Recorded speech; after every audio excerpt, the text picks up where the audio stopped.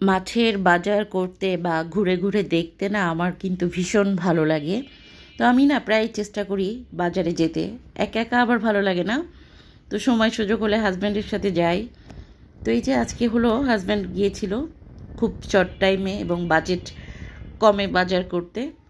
তো এদিকের একটা বাজার আছে, সেখানে মোটামুটি অল্প টাকায় বেশ ভালো বাজার পাওয়া যায়। তো মাস শেষ, বাজেট লিমিটেড, তো সব কিছু মিলে আমরা একটু গরিবানাভাবে বাজার করা হলো মাসের শেষ দিকে।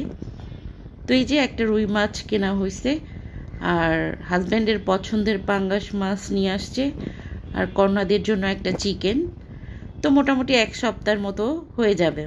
মাস শেষ হলে বা মাসের শেষে তোমরা আমার মতো এরকম গরিবানাভাবে কে কে বাজার করো বলো তো, কমেন্টস করে জানাবা।